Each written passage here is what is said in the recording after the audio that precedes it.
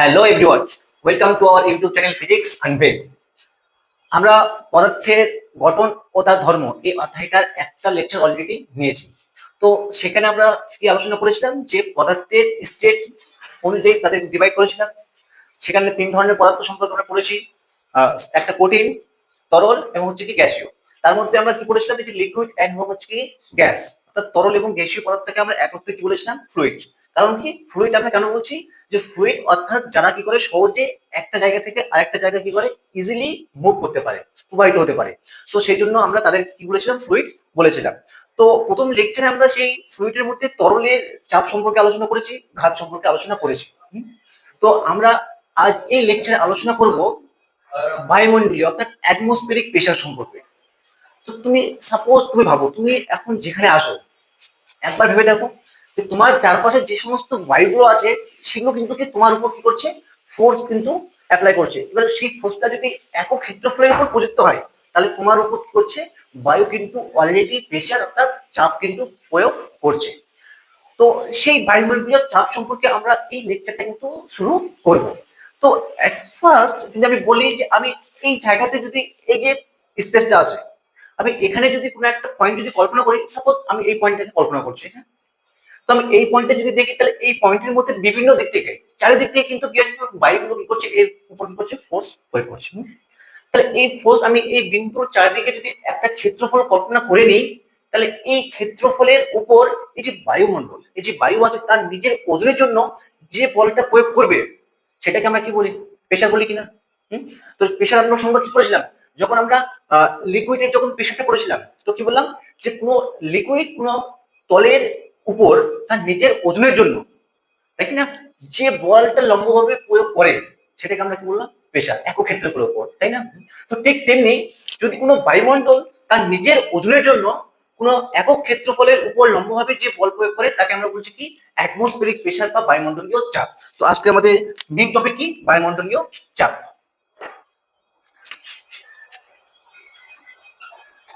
বায়ুমণ্ডলীয় চাপ যেটাকে আমরা বলি অ্যাটমসফিয়ারিক প্রেসার, অ্যাটমসফিয়ারিক প্রেসার।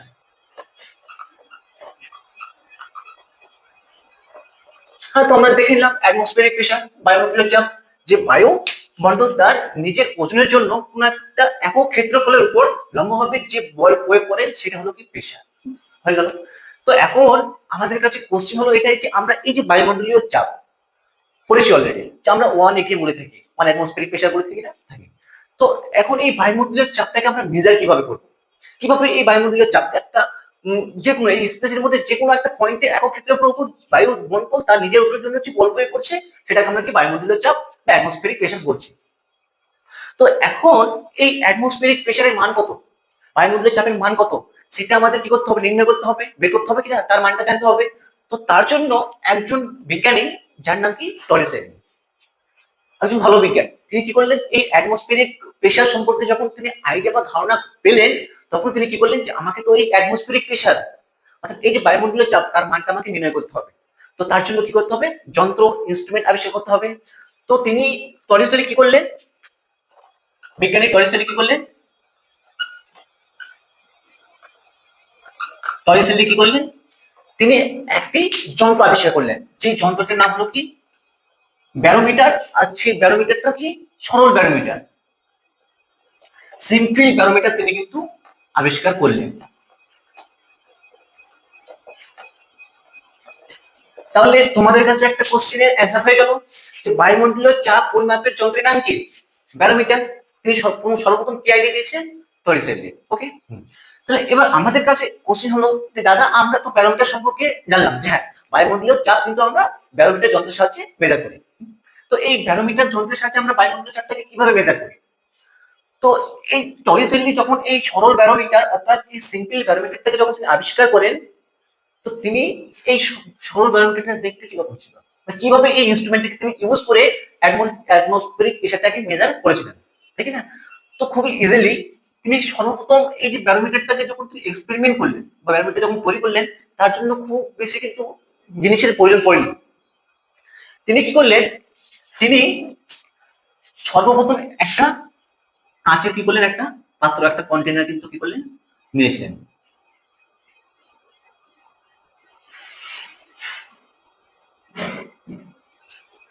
ঠিক আছে, একটা কাঁচের কিন্তু কন্টেনার তিনি কিন্তু কি করেছিলেন নিয়েছিলেন। তো এই যে কন্টেনার, এই কন্টেনার বা এই পাত্রের মধ্যে তিনি এক ধরনের কি করছেন লিকুইড, যার নাম কি পারদ। মনে রাখবে কি, যে সরল ব্যারোমিটারের মধ্যে আমরা যে লিকুইডটা ব্যবহার করে থাকি তার নাম কি পারদ অর্থাৎ মার্কারি। তিনি কি করলেন এই পাত্রটার মধ্যে কি করলেন তিনি মার্কার ইউজ করলেন, পারদ নিলেন, পারদ আছে এখানে, এবং তার সঙ্গে তিনি কি করলেন আর একটি গ্লাস টিউব, কি বলছি একটি গ্লাস টিউব কিন্তু তিনি নিয়েছিলেন। খুব বেশি জিনিসে কিন্তু প্রয়োজন পড়েনি,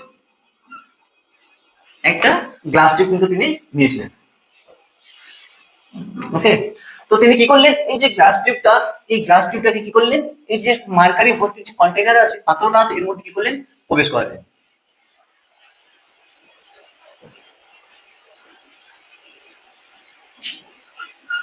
প্রবেশ করালেন, এবার তিনি দেখলেন, এরপর যখনই তিনি এই অবশ্যই এই যে গ্লাস টিউবটা তিনি নিয়েছিলেন এটা কিন্তু পুরোটা কিন্তু কি ভ্যাকুয়াম অর্থাৎ শূন্যস্থান, এর মধ্যে কিন্তু কোনো ইনিশিয়ালি কোনো বায়ু কিন্তু নেই। ওকে, তো তিনি যখন এই গ্লাস টিউবটাকে এই যে পারদ ভর্তি কন্টেনারের মধ্যে রাখলেন, তিনি কি করলেন লক্ষ্য করলেন, তিনি দেখলেন যে এই কন্টেনারের মধ্যে যে সমস্ত মার্কারি গুলো, যে সমস্ত পারদ, এই যে পারদ গুলো আছে সেগুলো কি ধীরে ধীরে কি করছে এই গ্লাস টিউবের মধ্যে দিয়ে উপরে উঠছে, উপরে উঠছে। তিনি দেখলেন যে এই গ্লাস টিউবের মধ্যে দিয়ে এখান থেকে কিছু কিছু পারদ কি করলেন এই গ্লাস টিউবের মধ্যে দিয়ে কি করলেন উপরে উঠতে লাগলেন, উপরে উঠছে তিনি দেখলেন। এবং তিনি দেখলেন যে এই যে গ্লাস টিউব বরাবর যখন পারদগুলো উঠছে, তো এখানে পারদের সারফেস দেখলেন যে একটা পর্যায়ে তিনি দেখলেন যে এই গ্লাস টিউব অর্থাৎ এই যে পাত্রটা আছে এর মধ্যে যে পারদ ছিল এখান থেকে কিন্তু আর পারদ কিন্তু আর উপর দিকে উঠছে না, মানে একটা হাইট যাওয়ার পর অর্থাৎ গ্লাস টিউব বরাবর একটা নির্দিষ্ট হাইট বা একটা নির্দিষ্ট উচ্চতা অর্জন করার পর কিন্তু পারদ কিন্তু আর এই গ্লাস টিউবের উপরে কিন্তু আর উঠছে না বা গ্লাস টিউবের মধ্যে কিন্তু আর যাচ্ছে না। তো এই যে হাইটটা, এই হাইটটা যখন তিনি মেজার করলেন একদম সেই সারফেস থেকে, তিনি দেখলেন এই যে হাইটটা উঠছে এই গ্লাস টিউব বরাবর এই যে পারদটা সেটা দেখলেন কত স্কেল সাহায্যে দেখলেন 76 সেন্টিমিটার মেজার করলেন।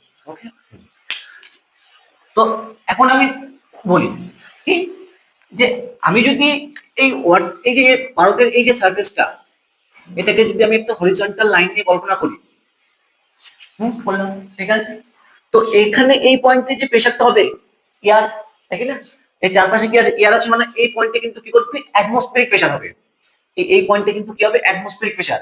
কিন্তু যদি আমি এই পয়েন্টে দেখি তাহলে এটা তো কি গ্লাস টিউবের মধ্যে আছে, তাই না, তো এই গ্লাস টিউবের মধ্যে তো আর এয়ার কিন্তু কিন্তু এয়ার প্রেসার কিন্তু ইনজেক্ট করবে না, তাই না। তো এখানে আমি এই পয়েন্টে যদি প্রেসার দেখি তাহলে প্রেসারটা কার জন্য আসবে এই এখান থেকে এই এই উচ্চতা পর্যন্ত যে মার্কারিটা আছে এই মার্কারির জন্য যে প্রেসারটা আসবে সেটা হবে কিনা, অবভিয়াসলি সেটা হবে।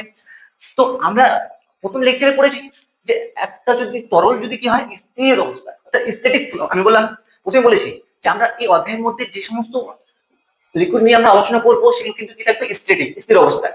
তো স্থির তরলের একটা অনুভূমিক লাইনে আমরা যে কোনো পয়েন্টে দেখি না কেন কি থাকে প্রেসার কি থাকে সেম থাকে। তাহলে এই যে বি এটাকে বললে হবে কি পি পয়েন্ট, আমি বলতে পারি পি এ ইকুয়ালস টু কি পিবি। এই পয়েন্টে যে প্রেসার আসবে অর্থাৎ এই পয়েন্টে যে প্রেসারটা হচ্ছে সেটা কার জন্য এয়ারের জন্য অ্যাটমসফিয়ারিক প্রেসার বলছি, আর বি পয়েন্টে যে প্রেসারটা পাবো সেটা কি এই হাইট পর্যন্ত থাকা পারদের জন্য পাবো, তাই কি না।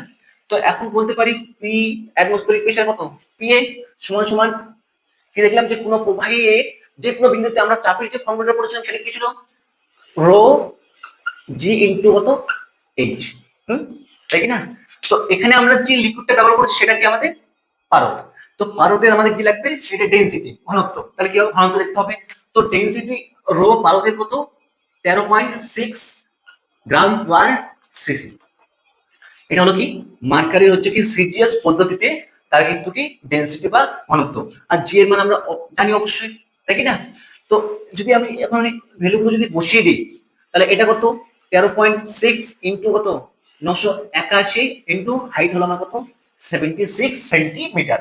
তাহলে এটাকে যদি আমি ক্যালকুলেট করি তাহলে এখান থেকে যে ভ্যালুটা আসবে সেটা হলো কত 1.013 into 10 to the power 6 dyne per centimetre square. কারণ প্রেশার, তাই না? তাহলে আমরা যে অ্যাটমসফিয়ারিক প্রেশার, তার অ্যাটমসফিয়ারিক প্রেশারের ভ্যালুটা পেয়ে গেলাম না? এইভাবে যে সরল ব্যারোমিটার ইউজ করে আমরা কিন্তু কি বললাম যে অ্যাটমসফিয়ার অর্থাৎ এই যে বায়ুমণ্ডল আছে, সেই বায়ুমণ্ডল কোনো বস্তুর উপর যে প্রেশারটা ক্রিয়েট করে, যে চাপ প্রযুক্ত করে, তার ভ্যালু কিন্তু আমরা পেয়ে গেলাম। ঠিক আছে, তো এটাকে আমরা ধীরে ধীরে আমরা একটু মডিফাই করার চেষ্টা করি। এটা আমরা সিরিয়াস পদ্ধতি দেখলাম, এসে পদ্ধতি আলোচনা করার চেষ্টা করি। ঠিক আছে, তো এটা আমি অবশ্যই, তো সেই অ্যাটমসফিয়ারিক প্রেশার মানটা কত আসে আমাদের? না, এই অ্যাটমসফিয়ারিক প্রেশারের মানটা আমার আসলো কত?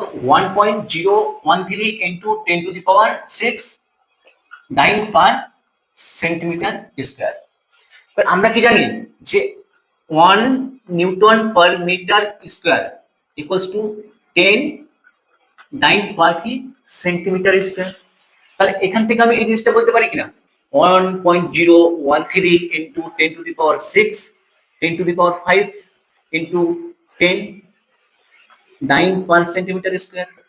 তো 10 ডাইন পার সেন্টিমিটার স্কয়ার মানে কি 1 নিউটন পার মিটার স্কয়ার। তাহলে এখান থেকে আমরা কি বলতে পারি যে 1.013 into 10 to the power 5 newton per metre square. আবার আমরা কি দেখলাম যে এই নিউটন পার মিটার স্কয়ারটাকে আবার কি বলছে কি পাস্কাল। তাহলে এটা সমান সমান আমরা কি বলতে পারি 1.013 into 10 to the power 5 pascal. Okay, আবার আমরা কি জানি যে 1 বার, এই বারটা হলো কি আমাদের এই যে চাপ অর্থাৎ এই যে প্রেশার হলো কি ব্যবহারিক একক, সমান সমান কি জানি 10 to the power 5 pascal PM. Okay, তাহলে এখানে 10 টু দি পাওয়ার 5 পাস্কাল আছে। তাহলে এই 10 to the power 5 Pascal equals to আমরা কি বলতে পারি 1 বার। তাহলে এখান থেকে ডাইরেক্ট আমরা বলতে পারি কি 1.013 বার, পারি কিনা? হলো। তো এগুলো হলো কি অ্যাটমসফিয়ারিক হচ্ছে প্রেশারের হচ্ছে কি মান হলো। অ্যাটমসফিয়ারিক প্রেশারের মান আমরা দেখে নিলাম। এবার এবার আমরা এই যে ব্যারোমিটারটা টরিসেলির দেওয়া যে সরল ব্যারোমিটার, সেখানে আমরা কি একটা কাঁচের টিউব নিচ্ছি, তার সঙ্গে একটা কাঁচের পাত্র নিচ্ছি, আর একটা লিকুইড ব্যবহার করছি কি পারো। তো এখন আমরা এই যে পুরো ব্যবস্থা বা এই যে যন্ত্রটাকে যদি আমরা অন্য জায়গায় নিয়ে গিয়ে যদি কি করতে চাই অ্যাটমসফিয়ারিক প্রেশারটাকে মাপতে চাই, তো অবশ্যই এরকম ব্যবস্থাটাকে বিভিন্ন জায়গায় ট্রাভেল করানো কি হবে, খুব অসুবিধা হবে, তাই কি না? তো আমরা চাই মানুষ এখন ইজিলি কি চায়, সব জিনিস কি চায় পেতে চায়, তাই না? যে কিভাবে এটাকে সহজে আমরা পেতে পারি। তো অবশ্যই তো এবার যখন বিজ্ঞানীরা যখন দেখলেন যে এটাকে এর সাহায্যে আমরা অ্যাটমসফিয়ারিক প্রেশার তো মাপছি, তো এটাকে যখন আমরা বিভিন্ন জায়গায় নিয়ে যাবো তার জন্য একটু ট্রাভেল অসুবিধা হতে পারে, মার্কেটে নিয়ে যাবো মার্কেটে নষ্ট যেতে পারে। তো তার জন্য এটাকে আরো ইমপ্রুভ করার জন্য বা অ্যাটমসফিয়ারিক প্রেশারটাকে বিভিন্ন জায়গায় মানটা নির্ণয় করার জন্য পরে একজন বিজ্ঞানী, ফরাসির একজন বিখ্যাত যন্ত্র বিশারদ, যার নাম হলো কি ফরটিন, তিনি কি করলেন এই টরিসেলির যে বায়ুমণ্ডলীয় চাপ মেজারমেন্টের যে ব্যারোমিটার ছিল, সেই ব্যারোমিটারের কনসেপ্টটাকে অর্থাৎ এই মার্কারিটাকে ব্যবহার করে তিনি উন্নত একটা ব্যারোমিটার তৈরি করেছিলেন, যিনি তার নাম অনুযায়ী দিয়েছিলেন কি ফরটিন ব্যারোমিটার। 14 ব্যারোমিটার।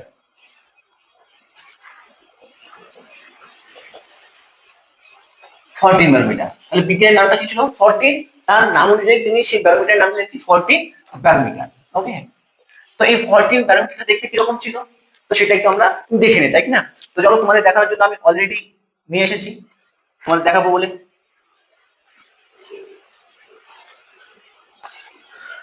এই দেখো এই যে 14 যে ব্যারোমিটারটা তিনি আবিষ্কার করেছিলেন সেটা কিন্তু কি এরকম দেখতে ছিল, এরকম যে আমরা প্রথমে যে প্যারামিটারটা দেখলাম সেটা কিন্তু স্কেল কিন্তু সিস্টেম ছিল না। তো বিভিন্ন জায়গায় এই যে মার্কারের যে হাইটটা বিভিন্ন হতে পারে, সেটা তো মেজার করতে হবে, তো সেটা মেজার করার জন্য কিন্তু অসুবিধা হতো। কিন্তু যখন আমরা এই 14 ব্যারোমিটারটাকে দেখছি, তখন এই 14 ব্যারোমিটারের ক্ষেত্রে এখান থেকে কি আছে, একটা স্কেল কিন্তু লাগানো আছে, ভার্নিয়ার স্কেল, তাই না? তো এটাকে আমরা এখানে ইনস্ট্রুমেন্ট আছে, এটাকে আমরা ঘুরিয়ে এই স্কেলটাকে ঠিক করতে পারি।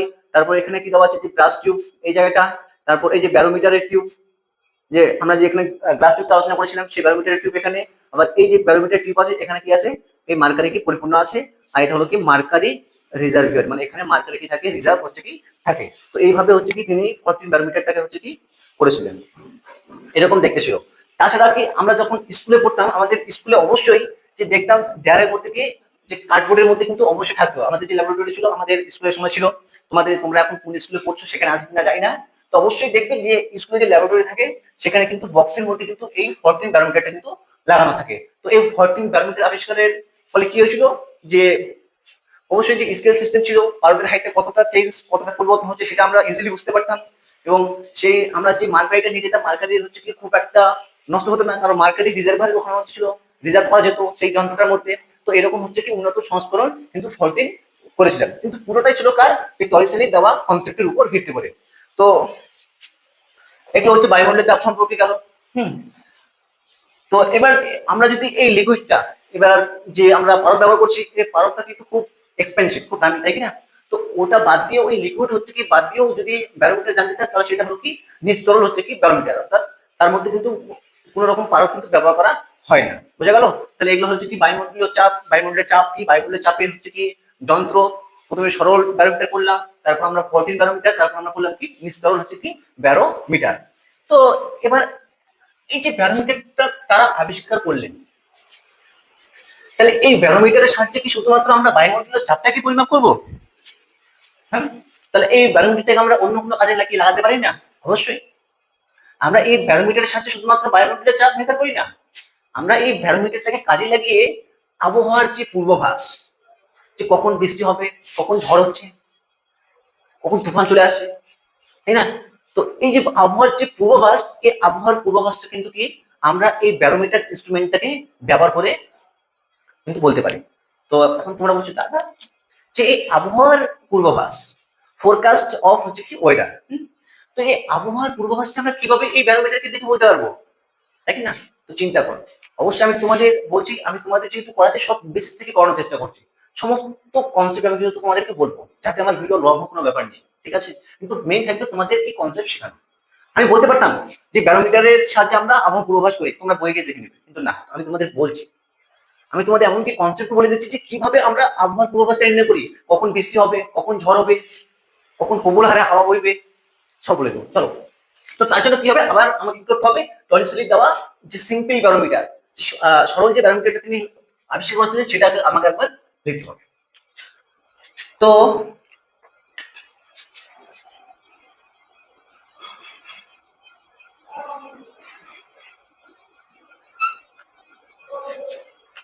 এর ভারত আছে, ওকে। আর এখান থেকে কি আছে, এখানে গ্লাস টিউব ছিল।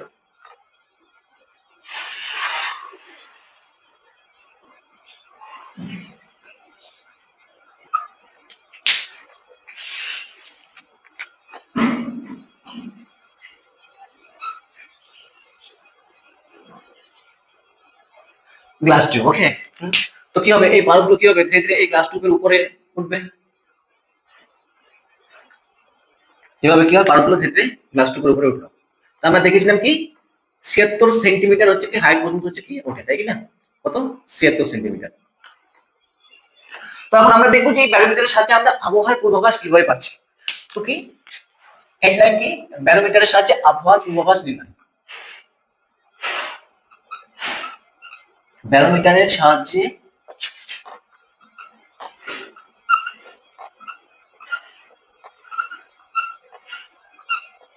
আবহাওয়ার পূর্বাভাস, কিভাবে আমরা হচ্ছে কি আবহাওয়ার হচ্ছে কি পূর্বাভাস পেতে পারি। তো প্রথম যে কেসটা সম্পর্কে আমরা আলোচনা করবো, দেখো এই যে পারদটা যে উপরে উঠছে, তাই কি না? কোনো কোনো জায়গায় কোনো কোনো সময় এই পারদের হাইটটা কি ধীরে ধীরে 76 সেন্টিমিটার থেকে ধীরে ধীরে কমতে পারে। তাহলে আমি যদি বলি যে এই যে প্রথমে যে ইনিশিয়ালি এই যে মার্কারের যে হাইটটা ছিল সেটা কমে কত হয়ে গেছে, ধীরে ধীরে কমতে কমতে কোনো সময় 75 হচ্ছে, কোনো সময় 75, কোনো সময় 74, ধীরে ধীরে কি 73, 72 এইভাবে ধীরে ধীরে কি হচ্ছে কমছে। তাহলে অবভিয়াসলি যদি এরকম ভাবে যদি কমতে থাকে, এক নাম্বার, তাহলে আমরা প্রেসার ইকুয়াল টু কি দেখলাম, রো জি এইচ, এই রো জি তো কনস্ট্যান্ট হাইটের উপর ডিপেন্ড করবে, তাই কি না? তো হাইট ধীরে ধীরে কি হচ্ছে কমছে, তাহলে হাইট যদি ধীরে ধীরে কমে তাহলে কি হবে, প্রেসার কি হবে, কমবে। তাহলে প্রেসার যদি হচ্ছে কি কমে যায়, তাহলে এই যে বায়ুমণ্ডলের মধ্যে যে জলীয় বাষ্প আসে, সেই জলীয় বাষ্পের পরিমাণটা কিন্তু ধীরে ধীরে কি হবে, বাড়বে। তাহলে বায়ুতে জলীয় বাষ্পের পরিমাণ ধীরে ধীরে বাড়ছে, তাহলে যখন এই বায়ুতে জলীয় বাষ্পের পরিমাণ ধীরে ধীরে বাড়বে, তাহলে তখন কি বোঝা যাবে যে বৃষ্টিপাতের সম্ভাবনা হতে পারে। তো এক নম্বর কি, আমরা এই ব্যারোমিটারের মধ্যে যদি দেখি যে ধীরে ধীরে কি হচ্ছে, যে মার্কারি অর্থাৎ এই যে পারদের লেভেলটা যদি ধীরে ধীরে কমতে থাকে, তাহলে আমরা কি বুঝতে পারবো যে বৃষ্টি হওয়ার সম্ভাবনা আছে। এটা এক নম্বর চলে গেল। তারপর হঠাৎ যদি দেখি আমরা এই ৭৬ সেন্টিমিটার হাইট থেকে পারদের হাইটটা যদি ডাইরেক্ট চলে আসে ৪০ সেন্টিমিটার, তৎক্ষণাৎ সাডেনলি যদি ৭৬ সেন্টিমিটার হাইট থেকে যদি খুব দ্রুত যদি কি হয় 40 সেন্টিমিটার হাইটে যদি নিয়ে চলে আসে এই মার্কারি হচ্ছে কি হাইটটা এই গ্লাস টিউবের মধ্যে, তাহলে কি হবে, দ্রুত হাইট কমে গেল মানে কি প্রেশার হচ্ছে কি দ্রুত হচ্ছে কি কমে যাবে বায়ুমণ্ডলের মধ্যে। তাহলে দ্রুত যদি বায়ুমণ্ডলের মধ্যে যদি প্রেশার যদি কমে যায় মানে কি সেই জায়গায় কি হলো, নিম্নচাপ সৃষ্টি হয়ে গেল। তাহলে সেখানে যদি নিম্নচাপ যদি সৃষ্টি হয়, তাহলে উচ্চ চাপ থেকে যে সমস্ত বায়ুগুলো আসে সেগুলো কি দ্রুত আসতে চাইবে। যখন সেগুলো দ্রুত চলে আসবে তাহলে কি হবে, দ্রুত হচ্ছে কি প্রবল বেগে হচ্ছে কি যখন বায়ু চলে আসবে মানে কি ঝড় হবে, তাই কি না, তাই তো ভালো। তো যদি কোনো একটা মার্কারির কোনো পারদের লেভেলটা যদি দ্রুত হচ্ছে কি হয় কমে আসে, তাহলে কি হবে, প্রবল বেগে হচ্ছে কি ঝড় হওয়ার সম্ভাবনা আছে, বোঝা গেল। তাহলে এটা আমরা হচ্ছে কি দেখলাম যে মার্কারির বা পারদের যে লেভেলের ধীরে ধীরে কমতে থাকা বা সাডেনলি যখন কমে সেগুলো হচ্ছে কি হতে পারে। তাহলে এরপর যদি আমরা বলি যে কোনো সময় আমরা দেখলাম এই যে মার্কারির যে কি হাইটটা 7 সেন্টিমিটার থেকে কোনো সময় 77, 79, 80 সেন্টিমিটার পর্যন্ত বাড়তে আসে। তাহলে যখনই হচ্ছে কি এই মার্কারির হচ্ছে কি হাইটটা অর্থাৎ এই গ্লাস টিউবের মধ্যে বাড়বে, তাহলে কি হবে, হাইটের সঙ্গে প্রেশার কি ডাইরেক্টলি প্রপোর্শনাল, তাহলে প্রেশার কি হবে, বেড়ে যাবে। তো যখনই হচ্ছে কি প্রেশার যখন হচ্ছে কি বেড়ে যাবে, তখন কি হবে, এই যে বায়ুমণ্ডলের মধ্যে যে জলীয় বাষ্পের পরিমাণ, সেই জলীয় বাষ্পের পরিমাণ কিন্তু কি হয়ে যাবে, কমে যাবে। তাহলে জলীয় বাষ্পের পরিমাণ যদি বায়ুর মধ্যে কমে যায়, তাহলে সেটা কি হবে, একটু বায়ুটা একটু শুষ্ক হয়ে যাবে, ড্রাই হয়ে যাবে। তাহলে সেই জন্য আমরা কি আকাশ হচ্ছে কি রোজ ঝলমলে দেখতে পাই, উজ্জ্বল দেখতে পাই, তাই কি না। তাহলে কি হয়, যখন বায়ুমণ্ডল যখন এই যে গ্লাস টিউব আছে এর মধ্যে দিয়ে যখন কি হয় মার্কারির লেভেল হচ্ছে কি ৭৬ সেন্টিমিটার থেকে ধীরে ধীরে যখন বাড়তে থাকে, তাহলে তখন কি হয়, প্রেশারটা কি ধীরে ধীরে বাড়তে থাকে, যার ফলে কি হয় বায়ুমণ্ডলের জলীয় বাষ্পের পরিমাণ কি হয় কমতে থাকে। ফলে কি হয়, রোদ ঝলমলে আমরা আকাশ কিন্তু দেখতে পাই, উজ্জ্বল দেখতে পাই। ওকে, ঠিক তেমনি যেমন এটা ধীরে ধীরে বাড়ছিল হাইটটা, ঠিক তেমনি যদি এই লিকুইড এই যে পারদের হচ্ছে কি লেভেলটা যদি দ্রুত বেড়ে যায়, ৭৬ থেকে ডাইরেক্ট যদি ৯০ সেন্টিমিটার চলে যায়, ৮০ সেন্টিমিটার চলে যায়, তাহলে দ্রুত ৭৬ থেকে ৮০, ৯০ দ্রুত কিন্তু কি হলো, প্রেশার কিন্তু দ্রুত কিন্তু কি হলো হাইটের অর্থাৎ এই যে মার্কারি পারদের হচ্ছে কি হাইটটা দ্রুত হলো কি হলো, দ্রুত হচ্ছে কি হলো বেড়ে গেল। তাহলে কি হবে, দ্রুত হচ্ছে কি প্রেশারটা বেড়ে যাবে। তাহলে যখনই হচ্ছে কি দ্রুত হচ্ছে প্রেশারটা হচ্ছে কি বেড়ে গেল, তাহলে কি হবে, তাহলে হঠাৎ করে হচ্ছে কি বায়ুতে হচ্ছে কি জলীয় বাষ্প পরিমাণ হঠাৎ করে কমে যাবে। তাহলে হঠাৎ করে যদি বায়ুতে যে জলীয় বাষ্পের পরিমাণ হঠাৎ করে যদি হচ্ছে কি কমে যায়, তাহলে কি হবে, তাহলে এখানে যে হচ্ছে কি বায়ু কি থাকবে, খুবই হচ্ছে কি প্রেশার বেশি থাকবে, তাই না। তাহলে প্রেশার যদি বেশি থাকে তাহলে সেগুলো কি যাবে, কম প্রেশার দিকে যাবে, কম প্রেশার দিকে কি থাকবে, ছুটতে থাকবে। তাহলে সেখান থেকে কি বলা হয়, জলীয় বাষ্পের পরিমাণ কমে গেল, তার সঙ্গে কি আর বায়ুগুলো কি হবে, হাই প্রেশার থেকে লো প্রেশার দিকে যাওয়ার চেষ্টা করবে। অর্থাৎ বলতে পারি এক কথা যে শুষ্ক বায়ু কিভাবে বইতে শুরু করবে। দেখুন অনেক সময় যে অনেক রোদ, আকাশে রোদ আছে, তারপরে যে হাওয়াটা আমাদের লাগছে, বাতাসটা লাগছে, সেই বাতাসটা হচ্ছে কি আমাদের গরম অনুভব হয়, তাই কি না, কি জন্য, এই জন্যই, বোঝা গেল। হ্যাঁ, তাহলে ব্যারোমিটারের সাহায্যে শুধুমাত্র আমরা বায়ুমণ্ডলের চাপ মেজার করি না, আমরা আমরা ব্যারোমিটারকে আবিষ্কার করে ব্যারোমিটারের সাহায্যে একটা জায়গায় আমরা দুটো কাজ করে ফেলছি, কত বড় জিনিস, তাই কি না। তো এইভাবে বিজ্ঞানীরা বিভিন্ন হচ্ছে কি মাথা লাগিয়ে তারা কিন্তু এইভাবে জিনিসগুলো তৈরি করেছেন এবং এগুলোকে কাজে লাগিয়ে তারা বিভিন্ন হচ্ছে কি এক্সপেরিমেন্ট কিন্তু তারা কিন্তু করিয়ে দেখিয়েছিলেন, ঠিক আছে। তো এবার আমি এতক্ষণ ধরে যে আমি ব্যারোমিটার সম্পর্কে আলোচনা করছি, তাহলে ভাইরা অবশ্যই তোমাদের মধ্যে কিন্তু একটা কোশ্চেন হওয়া উচিত। আমার মনে হয় তোমাদের মধ্যে মনের মধ্যে এই কোশ্চেনটা জাগা উচিত। কি কোশ্চেন, যে দাদা আমরা যখন ব্যারোমিটারের কথা বলছি, তো ব্যারোমিটারে আমরা কি করছি, লিকুইড ব্যবহার করছি। তুমি তো বারবার পারদের কথা বলছো, তাই কি না, আমি তো পারদের কথা বলছি যে আমরা ব্যারোমিটারের যে লিকুইডটা ব্যবহার করছি সেটা পারদ। তাহলে আমরা কি অন্য যদি লিকুইড ওর মধ্যে যদি ব্যবহার করি তাহলে কি হবে না, কি লিকুইড তো লিকুইড আমরা তো ব্যবহার করতে পারি, আমরা সব থেকে সস্তার জল ওটা তো আমরা ব্যবহার করতে সেই ব্যারোমিটারের মধ্যে, তাহলে আমাদের খুব ইজিলি হয়ে যাবে এক্সপেরিমেন্ট করাটা। তো চলো, যেহেতু কোশ্চেন আমাদের মনের মধ্যে জেগে গিয়েছে যে আমরা কেন পারদ ব্যবহার করছি ব্যারোমিটারের মধ্যে, আমরা জল ব্যবহার করতে পারতাম, আমরা অন্য লিকুইড ব্যবহার করতে পারতাম, কেন করছি না, তাই কি না। তাহলে চলো এবার দেখে নিই কেন আমরা পারদ ব্যবহার করছি, জল কেন ব্যবহার করছি না, তাই কি না। তো আমি এইদিকে একটা তোমাদের কথা, আমি এইদিকে একটা ব্যারোমিটার তৈরি করছি।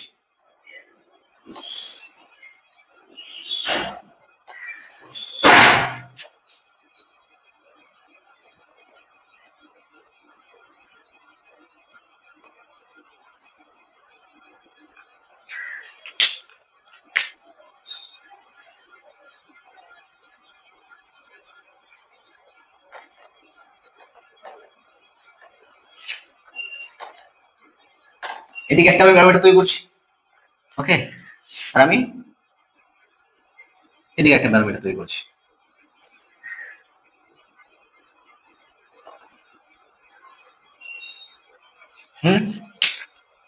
তাহলে এখন আমাদের এই যে পাত্রের মধ্যে আমরা যে লিকুইডগুলো ব্যবহার করবো সেগুলো ডিফারেন্ট, তাই না? তো আমি এই যে পাত্রের মধ্যে এখানে যে আমি লিকুইডটা ব্যবহার করছি সেটা কি পারদ ব্যবহার করছি,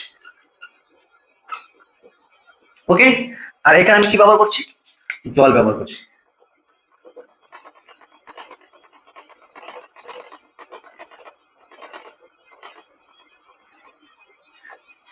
কি জল। তাহলে আমরা এই ব্যারোমিটারটা ইউজ না করে আমরা এই ব্যারোমিটারটাকে ইউজ কেন করছি, তাই না? তোমাদের কোশ্চেন, তোমরা বলছো দাদা আমরা যন্ত্র ব্যবহার করে এক্সপ্লেন করতে পারি, তোমরা বাড়ি গিয়ে দেখবে এখন জল ব্যবহার করে কি হচ্ছে দেখো। তাহলে এট ফার্স্ট আমরা যদি বলি যে আমরা এই যে পারদটা ব্যবহার করছি, তাহলে পারদের ক্ষেত্রে যদি দেখি পারদটা কি হয়, খুব উজ্জ্বল না, খুব শাইনি এবং চকচকে জিনিস। আর জলে কি কোনো বর্ণ আছে কি, জলে কোনো বর্ণ নাই। তো তোমরা অবশ্যই দেখবে, হ্যাঁ তুমি লাগো, তুমি এখানে গ্লাস টিউবটা দিয়েছো, এই গ্লাস টিউবের মধ্যে দিয়ে কিন্তু জল উপরে উঠে আসবে, হ্যাঁ অবভিয়াসলি আসবে। এর মধ্যে দিয়ে আছে পারদ, পারদ কিন্তু কি আসবে, উঠে আসবে, আর উঠে আসবে, আসলো। এবার আমরা তো সেই গ্লাস টিউবের মধ্যে দেখবো যে কতটা কতটা কতটা পর্যন্ত উঠে আসে। তাহলে তো এই যে জল, জল যে আমরা ব্যবহার করেছি, জলের তো নির্দিষ্ট আকার নেই, তাহলে একটু অসুবিধা, একটু হলেও অসুবিধা হবে যে কত লেভেল পর্যন্ত বা কতটা হাইট পর্যন্ত এই জলটা উঠছে সেটা নির্ণয় করতে কি হবে, একটু হলেও অসুবিধা হবে। কিন্তু আমরা যদি সেই জায়গায় পারদ ব্যবহার করি, তাহলে পারদ কি উজ্জ্বল এবং কি চকচকে, তাহলে খুব ইজিলি বলতে পারবো যে সেই কতটা হাইট পর্যন্ত বা লাস্ট লেভেলটা সেই কতটা হচ্ছে কি গিয়েছে, তাই না? তাহলে এই দিক থেকে কিন্তু কি পারদ একটা কি ভালো ইনফ্লুয়েন্স হিসেবে কাজ করছে। তারপর যদি বলা হয় এই যে পারদ আর এই যে জল, এর মধ্যে এটা যদি আমি দেখি তাহলে ইজিলি, এবার দেখো আমি যদি এখন এই যে গ্লাস টিউবটা আছে এই গ্লাস টিউবটা যদি এখান থেকে তুলে নিই, তাহলে আমরা দেখবো এই গ্লাস টিউবের গায়ে কিন্তু কি থাকবে, জলের কণাগুলো কিন্তু লেগে থাকে, তাই না? তাহলে জল হলো কি হবে, একটু হলো কি হবে, এই যে গ্লাস টিউবটা আছে সেই গ্লাস টিউবের মধ্যে কিন্তু লেগে থাকবে, স্টিকি থাকবে, তাই না? কিন্তু যদি আমি পারদের কথা বলি, তাহলে পারদ কিন্তু কি স্টিকি না, নন স্টিকি। এটা কিন্তু এই যে গ্লাস টিউব আছে এই গ্লাস টিউবের মধ্যে কিন্তু যদি আমি গ্লাস টিউবটাকে এখান থেকে তুলে নেই আর যদি পরে যদি দেখি, তাহলে কিন্তু কি এই গ্লাস টিউবের মধ্যে পারদ হচ্ছে কি থাকবে না, লেগে থাকবে না। তাহলে অবভিয়াসলি যদি লেগে থাকে তাহলে আমরা পরে যদি আবার প্রবেশ করে দেখতে পাবো এখানে তো জল লেগে আছে, একটু হলো কি অসুবিধা হবে, তাই কি না? আর এই ক্ষেত্রে হলো কি একটু হলো সুবিধা হবে। তার থেকে সবচেয়ে বড় ইম্পর্টেন্ট জিনিসটা কি, এই জন্য আমরা ব্যবহার করি না, এটা থমে যেতে পারে, একটু হলেও কি আসবে, ত্রুটি আসবে, এরার আসবে। কিন্তু সব থেকে ইম্পর্টেন্ট জিনিসটা কি বলি, যে তোমরা বলো এই যে পারদ, এই যে পারদের যে ডেন্সিটি আর এই যে জল, এই জলের যে ডেন্সিটি, বলছিলাম মেইন যে জিনিসটা হলো কি আমরা পারদের ডেন্সিটি এবং জলের ডেন্সিটি নিয়ে কথা বলবো। এখান থেকে একটা ভালো মানে পার্থক্য আমরা বুঝতে পারবো যে আমরা কেন জল ব্যবহার করি না, কেন আমরা পারদ ব্যবহার করছি। তাহলে এখন যদি তোমাদের বলা হয় এই পারদ আর এবং জল এর মধ্যে কার ডেন্সিটি বেশি, অবভিয়াসলি পারদের হচ্ছে কি ডেন্সিটি কিন্তু খুব বেশি, 13.6 গুণ জলের থেকে কিন্তু কি বেশি। তাহলে আমরা পি ইকুয়াল টু কি জানি, রো জি এইচ। তাহলে রো যত বেশি হবে ডেন্সিটি যত হবে, প্রেসার কি তত কি হবে, প্রেসার তো আমাদের কি রাখতে হবে, সেম রাখতে হবে, তাই কি না? তো প্রেসার যদি সেম থাকে, প্রেসার আমাদের কি রাখতে হবে, সেম রাখতে হবে। তাহলে আমি এখান থেকে কি বলতে পারি, rho equals to P by কত, জিএইচ। তাহলে এই যে পি আর এই যে হচ্ছে কি জি, দুটো কনস্ট্যান্ট, তাহলে রো ইনভার্সলি প্রপোর্শনাল টু কি 1/h। তাহলে যে লিকুইডটা ব্যবহার করব তার ডেনসিটি যত বেশি, তাহলে তার জন্য আমাদের যে কাঁচের যে গ্লাসটা আমাদের কি ব্যবহার করতে হবে, তার হাইটটা কি হতে হবে, কম নিতে হবে, তাই কি না? তাহলে এবার ভাবো, তাহলে এক্ষেত্রে এর পারদের ডেনসিটি কি 13.6, জলের থেকে কিন্তু খুব বেশি, কিন্তু জলের ডেনসিটি কত, 1 গ্রাম পার কি সেন্টিমিটার কিউব, তাই কি না, খুবই কম। তাহলে এক্ষেত্রে এই যে আমরা নলটা ব্যবহার করবো, গ্লাস টিউবটা ব্যবহার করবো, তার হাইট কিন্তু আমাদের কি নিতে হবে, খুব বেশি নিতে হবে, কত মিটার নিতে হয় আমাদের, 10 মিটার, লাগভগ 10 মিটার। আর এই ক্ষেত্রে আমরা কত নিচ্ছি, 76 সেন্টিমিটারের মধ্যে নিলে হচ্ছে কি তার থেকে একটু বেশি নিলেও কিন্তু হয়ে যাবে। তাহলে কতটা বেশি, তাহলে এই 10 মিটারের একটা গ্লাস টিউব বহন করা বা সবসময় ইউজ করা কিন্তু কি খুব একটা ভালো হবে না, তাই না? তো সেই জন্য কিন্তু আমরা জলকে কিন্তু কি এই ব্যারোমিটারে কিন্তু ব্যবহার করতে পারি না, ঠিক আছে? পারদ হচ্ছে কি ব্যবহার করাটা ঠিক, যেহেতু এক্সপেন্সিভ একটু বেশি হলেও কি হবে, যেহেতু কাজটা আমাদের কি তৎক্ষণাৎ হয়ে যাবে, তাই না? তারপর এরপরে যদি আমরা দেখি কি, যে এই পারদ আর এই জল, এই দুটার মধ্যে কার জলীয় বাষ্প বেশি, ভেপার প্রেসার কার বেশি, জলের বেশি। তাহলে জলের যদি ভেপার প্রেশার যদি বেশি হয়, তাহলে এই যে শূন্যস্থানটা থাকবে এর মধ্যে কি থাকবে, ভেপার প্রেশার, অর্থাৎ জলের হচ্ছে কি কণাগুলো থাকবে, তাই কি না, ভেপার প্রেশার পাবো আমরা। কিন্তু মার্কারির ক্ষেত্রে আমরা এই পয়েন্টে কিন্তু কি ভেপার প্রেশার হচ্ছে কি পাই না। এগুলো হচ্ছে কি কিছু মেটার হচ্ছে কি অবশ্যই করবে, তাই কি না, এখানে আমরা ভেপার প্রেশার পাবো না, এখানে আমরা কি ভেপার প্রেশার পাবো। এছাড়াও মার্কারি ব্যবহার করার সুবিধা কি, শীত প্রধান দেশগুলোতেও কি, যেগুলোতে একদম উষ্ণতা -39°C মতো থাকে, অনেক কম, সেগুলো তো কিন্তু কি, অর্থাৎ মার্কারির যে হিমাঙ্কটা আছে সেটা -39°C, তাহলে মানে খুব কম তাপমাত্রাও কিন্তু আমরা পারদ ব্যবহার করে কিন্তু সঠিক হচ্ছে কি মানে অ্যাটমসফিয়ারিক প্রেশারটা কিন্তু মেজার করতে পারি, কিন্তু এক্ষেত্রে কিন্তু কি অসুবিধা হতে পারে। তো বন্ধুরা, তোমাদের কোশ্চেনের অ্যান্সার অবশ্যই পেয়ে গেলে যে আমরা ব্যারোমিটার কেন পারদ ব্যবহার করছি, কেন আমরা জল ব্যবহার করছি না, অবশ্যই, তাই কি না। তো বায়ুমণ্ডলের চাপ সম্পর্কে ধীরে আমরা আলোচনা করলাম। তাহলে এই বায়ুমণ্ডলের চাপকে কাজে লাগিয়ে কিছু জিনিস তৈরি করা যায়। হ্যাঁ, এই বায়ুমণ্ডলের চাপে কিন্তু অনেক অ্যাপ্লিকেশন আছে, অনেক অনেক বহুত। তো তার একটা অ্যাপ্লিকেশন সম্পর্কে এখন আমরা কি পড়তে যাব। তো কি জিনিসটা, তো আমরা এই বায়ুমণ্ডলীয় চাপকে কাজে লাগিয়ে এমন একটা ব্যবস্থা তৈরি করেছিলাম যেটার নাম কি সাইফন। নাম শুনেছো তো? হ্যাঁ, সাইফন নাম শুনিনি? শুনেছি। যদি বলি অবশ্যই বুঝতে পারবে যে এটা আবার কিরকম ব্যবস্থা, যে আমরা অ্যাটমসফিয়ারিক প্রেসার অর্থাৎ বায়ুমণ্ডলীয় চাপকে কাজে লাগিয়ে একটা ব্যবস্থা তৈরি করছি। তাহলে এই ব্যবস্থাটা বা এই সিস্টেমটার সাথে কিভাবে কাজ করানো হয়, তাই কি না।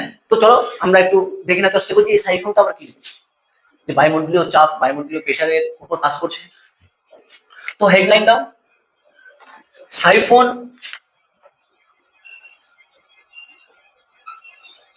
সাইফন ও তার প্রয়োগ।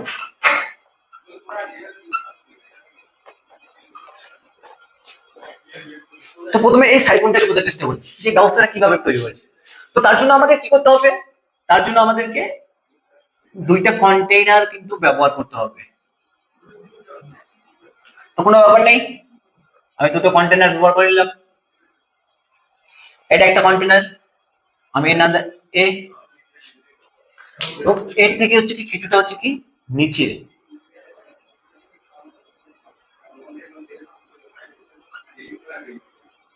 আমি একটা ছোট একটা কি পাত্র ব্যবহার করলাম। কন্টেইনার হচ্ছে কি এর নাম, এর নাম দিলাম আমরা এম, আর এটার নাম দিলাম আমি এন। একটা এম পাত্র আর একটা কি এন পাত্র। এবার এই যে এম পাত্রটা, এই এম পাত্রের মধ্যে কিন্তু কি ফুলফিল কিন্তু কি করা আছে, একটা তরল আছে, এটা লিকুইড হচ্ছে কি এর মধ্যে কিন্তু লিখে রেখে ভর্তি করে রেখেছি। ওকে, তো এখন আমার একটা টাস্ক কি, আমি একটা কাজ করবো কি, যে আমি এই যে পুরো ড্রাম ভর্তি যে লিকুইড এখানে আছে, আমি এই লিকুইড কি করবো এই ছোট ড্রামের মধ্যে নিয়ে আসবো, তাই কি না। তো আমি যদি এই ড্রামটাকে যদি এইভাবে তুলে এইভাবে যদি ধারণার চেষ্টা করি, অসুবিধা হবে না? অবশ্যই। এত বড় ড্রামের লিকুইডটাকে বা তরলটাকে আমি কিভাবে এখানে ঢালবো, অবশ্যই কষ্টকর হবে। তাহলে কষ্ট করতে হতে বাঁচানো বা এই কাজটা করতে আমাকে কি করতে হবে, নতুন কিছু অ্যাপ্লাই করার চেষ্টা করতে হবে। কারণ তো এটাকে ছেড়ে এইভাবে হচ্ছে কি ঢালা কি অসুবিধা, তাই কি না। তো এখন কি করলাম, আমি এখান থেকে একটা কি টিউব,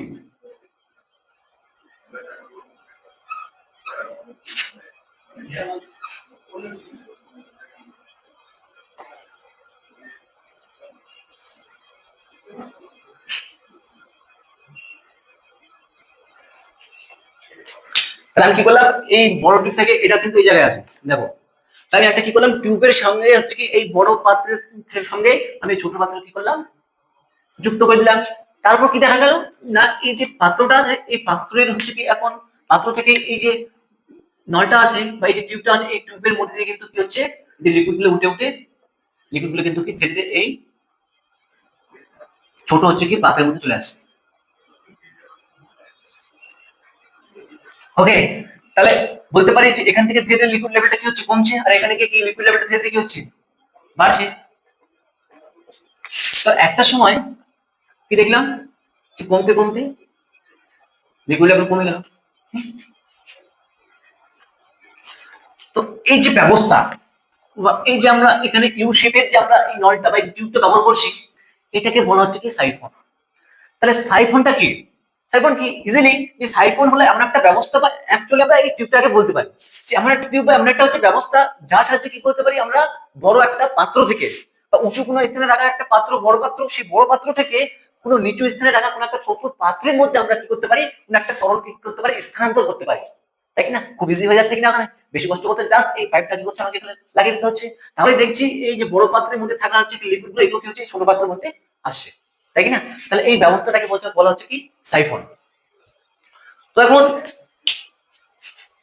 বলে দিলাম যে আমি এই ইউ শেপের টিউবটাকে এইভাবে যুক্ত করে দিলাম, এই বড় টিউব থেকে বড় টিউবের বড় যে পাত্রটা আছে সেখান থেকে হচ্ছে কি লিকুইড গুলো, ফ্লুইড যে তরলগুলো আছে সেগুলো হচ্ছে কি ছোট পাত্রের মধ্যে আসে। মনে হয় না? তাহলে এখানে অ্যাটমসফিয়ারিক প্রেসারে কি কাজ, অ্যাটমসফিয়ারিক প্রেসারে কি কাজ এখানে, অ্যাটমসফিয়ার এখানে কি কাজ করলো, অ্যাটমসফিয়ারিক প্রেসারে এখানে কি কাজ করলো, তো চলো সেটা বোঝার চেষ্টা করি, তাই না?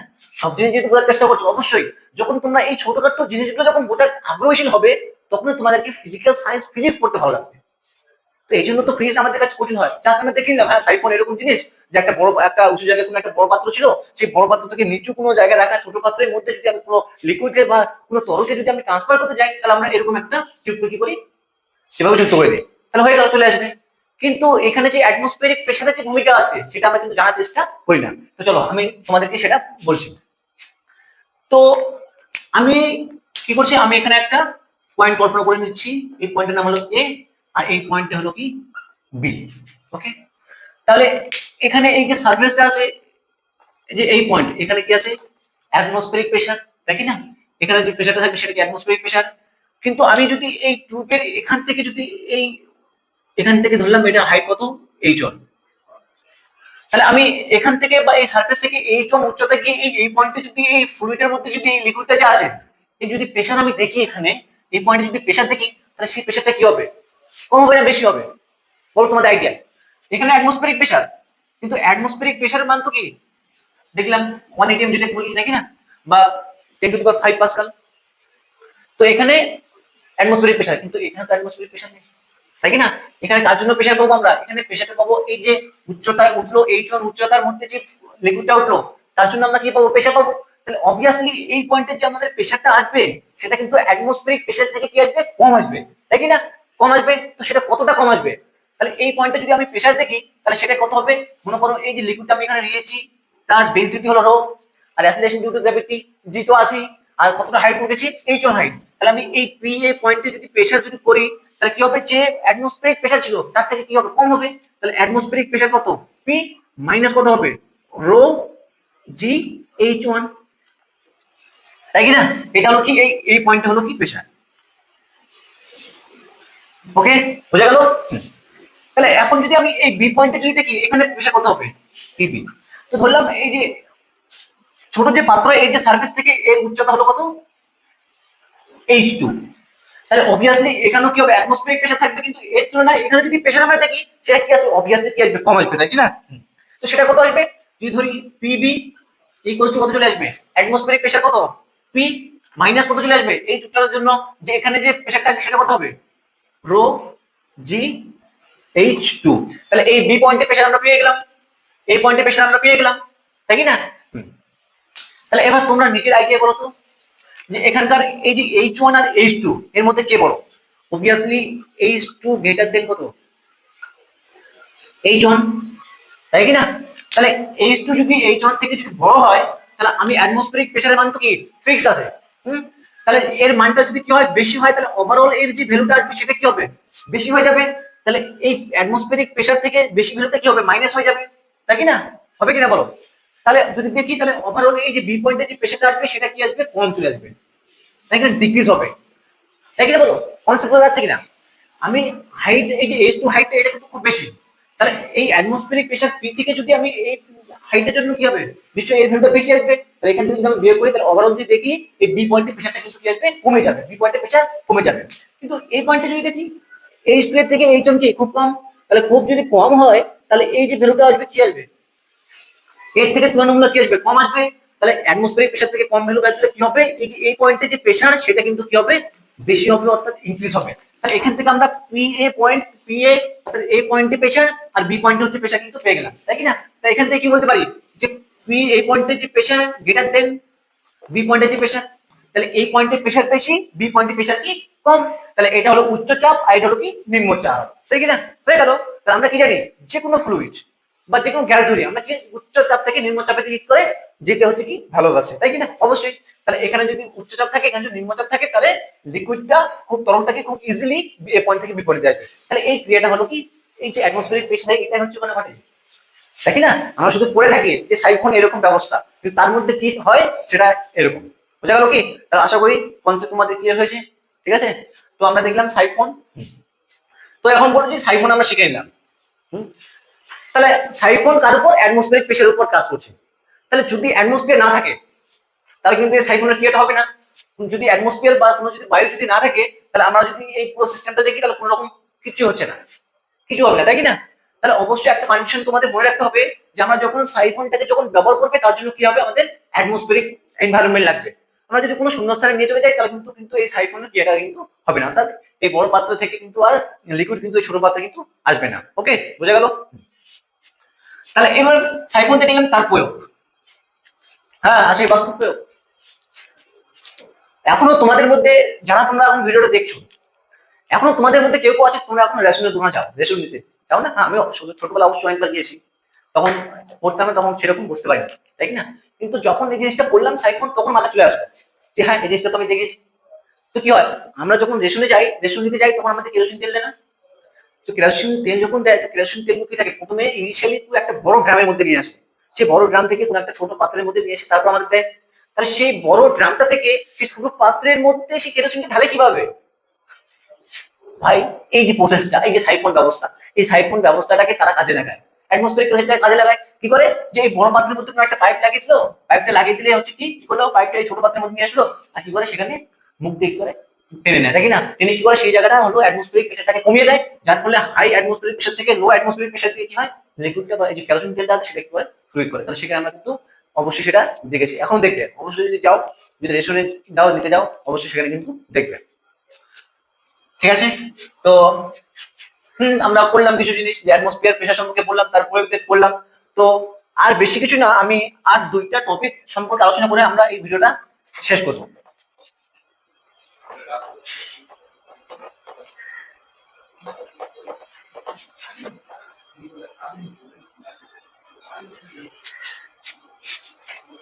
মনে হয় ভিডিওটা অনেকটা বড় হয়ে যাবে। তো ঠিক আছে, আজ আজ এখান থেকে এই সাইফোন থেকে আমি আমার এই লেকচারটা এখান থেকে কি করছি, পরবর্তী লেকচারে যে দুটো টপিক এখানে বাকি থাকলো সেটা আলোচনা করবো। তারপর আমি চলে যাবো কি আর্কিমিডিস প্রিন্সিপাল, খুব ইন্টারেস্টিং, আর্কিমিডিস প্রিন্সিপাল সম্পর্কে আলোচনা করবো।